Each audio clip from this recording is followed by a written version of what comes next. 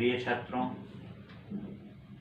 इसके पहले मैंने कबीरदास की रचना साखी तुम्हें पढ़ाया था, जिसमें मैंने कबीरदास जी का संक्षिप्त परिचय दिया था और बताया था कबीरदास जी लिख लोड़ा पढ़ पत्थर थे, लेकिन साधुओं की संगत में रह करके उन्होंने ज्ञान अर्जित किया और उन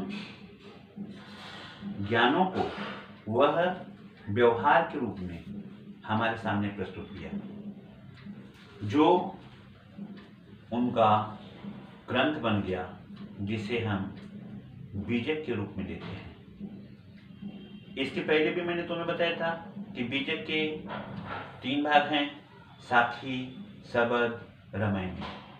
साखी दोहों में, सबद चौपाइयों में और रामायणी पदों में निरूपित है।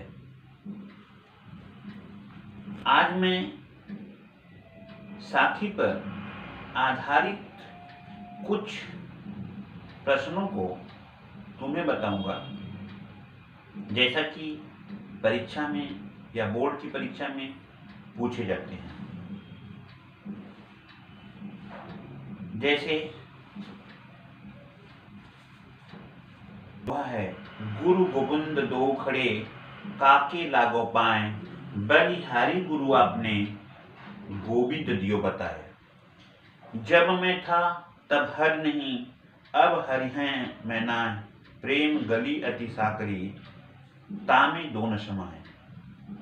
यहाँ पे प्रश्न होगा, पहला प्रश्न कि गुरु और गोविंद शब्द का प्रयोग कबीरदास जी ने किसके लिए किया है और इन दोनों में कबीरदास जी ने किसे महान बताया है और क्यों बताया है। इसके उत्तर में कबीरदास जी ने कहा कि यदि किसी समय गुरु और गोविंद अर्थात ईश्वर हमारे सामने एक साथ दोनों प्रकट हो जाएं, तो हम सबसे पहले किसे प्रणाम करेंगे और क्यों करेंगे। इसके उत्तर में उन्होंने दिया कि हम उन दोनों में सबसे पहले गुरु को प्रणाम करेंगे। गुरु हमारे लिए महान है, इसलिए हम गुरु को प्रणाम गोविंद से पहले करेंगे। गुरु को महान बताने के लिए उन्होंने प्रमाण दिया कि गुरु हमारी अज्ञानता रूपी अंधकार को दूर करके ज्ञान रूपी प्रकाश में हमें पहुंचाने का मार्गदर्शन करता है। उन्हीं की कृपा से हम ईश्वर को प्राप्त करते हैं, भगवान को प्राप्त करते हैं। यदि कभी किसी भी प्रकार की हमारे जीवन में त्रुटि आती है, तो गुरु हमें ऐसा उपाय बताते हैं कि हम अपने त्रुटियों को समझ करके उसे सही रूप में मानक प्रमाण देते हैं। इसलिए गोविंद से महान गुरु को माना गया है। इसका दूसरा क्वेश्चन होगा कि कबीर अपने गुरु पर बलिहारी क्यों होना चाहते हैं। कबीर अपने गुरु पर बलिहारी क्यों होना चाहते हैं।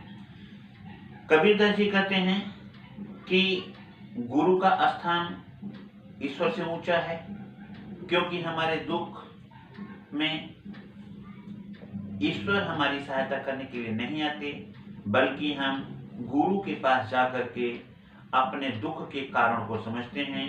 गुरु हमारे दुखों के कारण को समझकर हमें उसे दूर करने का निराकरण बताते हैं। हम वैसा ही करते हैं और दुख से छुटकारा पा जाते हैं।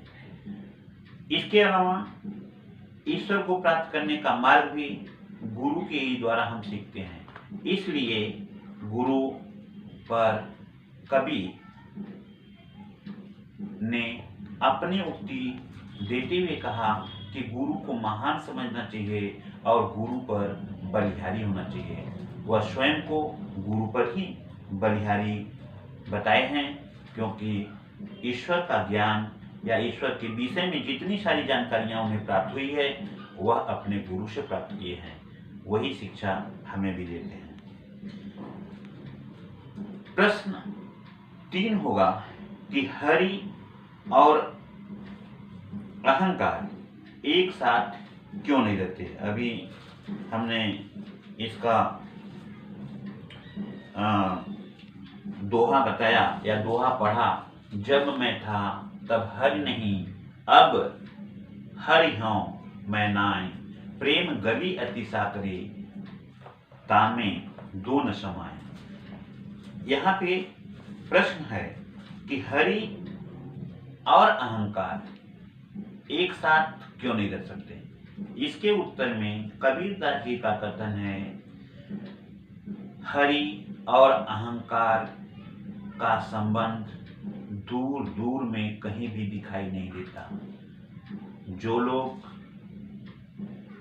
अहंकारी होते हैं उनमें ईश्वर की भक्ति नहीं होती, वह ईश्वर को प्राप्त नहीं कर पाते।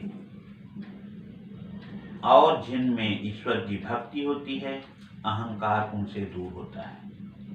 कबीरदास जी अपने लिए कहे हैं कि जब उनके अंदर अहंकार की भावना थी, अर्थात जब वह अपने को सब कुछ मानते थे, तब उनमें ईश्वर की भक्ति न हो सकी और उन्हें ईश्वर के विषय में कुछ ज़्यादा ज्ञान न हुआ। जब उनके अंदर की बुराई समाप्त हुई, जब उनके मन से अहम भाव समाप्त हुआ, उनका अहंकार दूर हुआ, तब उन्हें ईश्वर की प्राप्ति हुई, ईश्वर के विषय में विशेष ज्ञान हुआ, ईश्वर के गुणों का ज्ञान हुआ और ईश्वर के गुणों का ज्ञान को प्राप्त करके उनका मन आह्लादित हुआ। तब उन्होंने बताया कि भक्ति बड़ी चीज है और वह भक्ति तभी आ सकती है जब व्यक्ति अहंकार से परे होगा। अर्थात जिन व्यक्तियों में अहंकार की भावना नहीं होगी, वह अपने को अहंकार से दूर रखेंगे, उनमें भक्ति की भावना अधिक जागृत होगी और वह ईश्वर के नजदीक होगा। ईश्वर ऐसे भक्तों पर सदैव अपनी कृपा बनाए रखता है, जैसा कि कबीरदास जी अपने को समझते हैं। चौथे प्रश्न के रूप में कबीरदास जी ने कहा है कि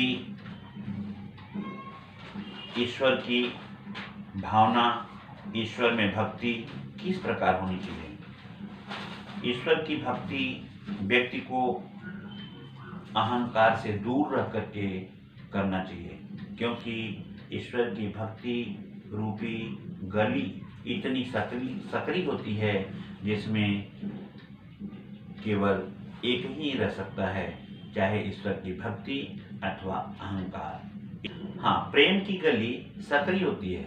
मैंने इसका व्याख्या तुम लोगों को नहीं किया, अभी बता दे रहे हैं कि प्रेम की गली माने रास्ता होता है।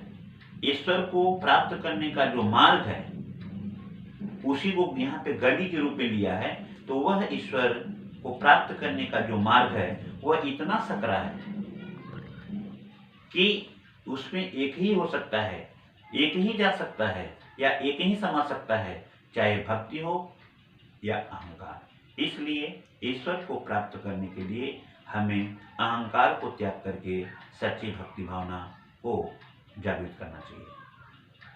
ठीक है।